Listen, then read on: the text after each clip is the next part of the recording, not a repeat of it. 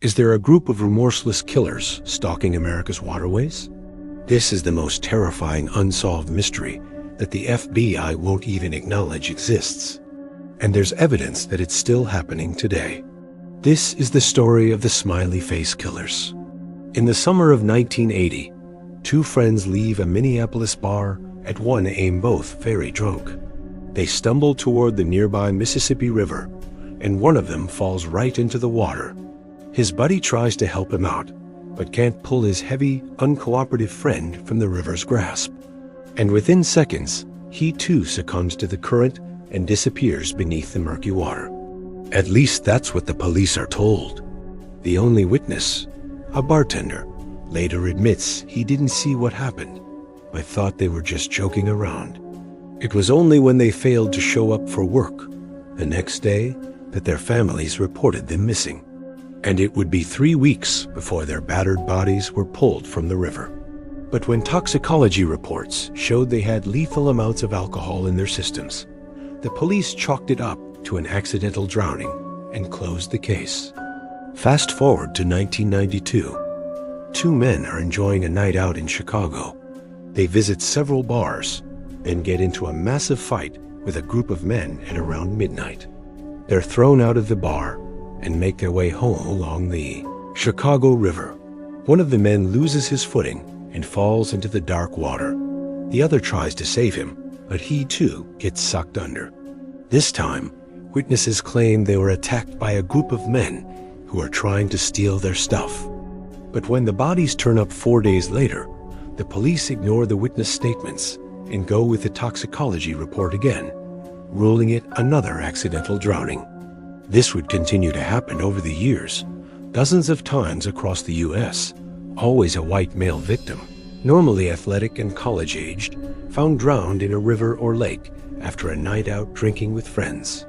The police all said the same thing, that the men had been drinking heavily and likely fell in the water and drowned. But something about the sheer number of cases raised suspicions. By the end of the 1990s, more than 40 similar cases had been recorded in 5 states alone. By this point, retired NYPD homicide detective Kevin Gannon started noticing worrying similarities. All the victims seemed to fit the same profile. White males between the ages of late teens and mid-20s who were described as good-looking and in good shape, high-achieving students or recent graduates.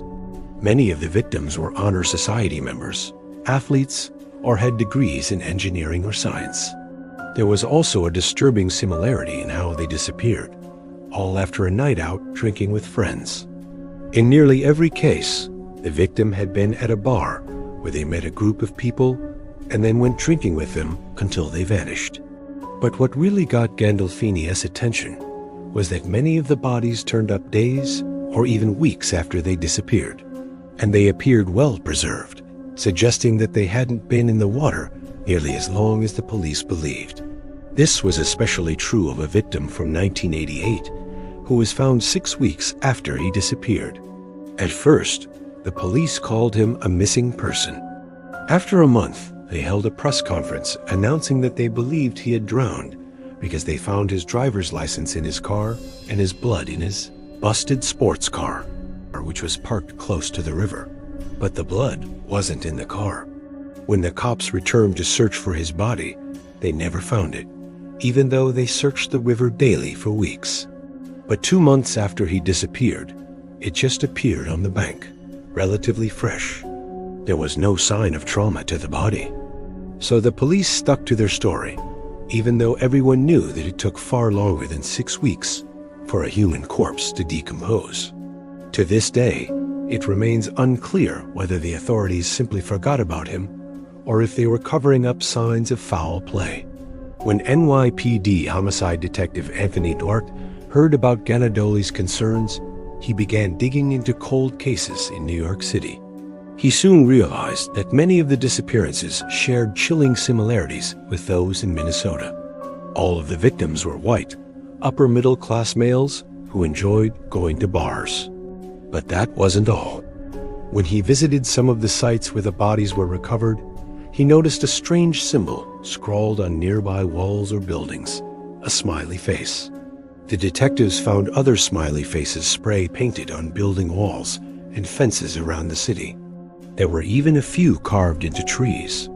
And whenever the police asked locals about them, nobody knew what they meant or who put them there. But to Gandolfini and Duarte, it looked like a calling card left by the killer. They believed that they had stumbled onto a secret, sinister club of serial killers who operated across the country. Because the killings spanned so many years, they theorized that the killer or killers might have died or gone to prison for other crimes. But their colleagues refused to take them seriously. Not only did they fail to investigate the link between the smiley faces and the killings, they also failed to preserve the evidence. Even when Gandolfini begged them to send the paint chips from the smiley faces to the forensics lab, they refused. What's worse, the higher UPS made sure the pair never spoke publicly about their theories. And when reporters started asking questions, they claimed there was no connection between the cases. It was NT until 2007 that a Boston Herald reporter discovered the similarities between the cases in different states. The story quickly went viral, and dozens of other potential victims came forward with similar stories of missing friends or relatives. The sudden media attention forced the FBI to acknowledge the possibility that there could be a nationwide web of serial killers working together to hunt down and drown young men. But despite having hundreds of cases to choose from, they only ended up bringing charges against one man, a former Boston University medical examiner named Dr. Joseph Scott Morgan. Morgan's position gave him access to tons of confidential records, including the personal information of thousands of dead people. And police alleged that he used that information to harass the families of some victims. While this was certainly creepy, it didn't explain any of the drownings. The only physical evidence linking him to the crime was that his DNA was found on a cup taken from one of the victim's cars. But investigators couldn't prove that the victim had even touched the cup. Ultimately, the judge agreed that there was no direct link between Morgan and the victims, and he was acquitted in 2010. While this was a major disappointment for the grieving families, they've never given up hope of seeing justice for their loved ones. Hundreds of mothers and fathers whose children disappeared after a night of drinking. Many of them still hold on to the belief that their kids were murdered, not drowned. They've rejected the police theory that their kids were killed in accidents, pointing out that they received strange calls or messages from strangers after their kids' disappearance. Some even noticed that somebody had been harassing them on social media. They believe that these were sent by the killer. For the families, the question isn't whether their kids were murdered, but why. They believe that their kids were targeted because of their success in school and their popularity among other students. The theory is that the killers wanted to silence bright young men who would go on to achieve great things, targeting victims with high GPAs and varsity sports letters. While this sounds ridiculous, several of the victims did seem to share certain traits, like being white, wealthy, and successful. And according to one witness, that's exactly how the killers saw them, as targets. In 2015, a man told the police that he narrowly escaped becoming a victim. He explained that after a night of drinking in Seattle, he was followed home by a group of men.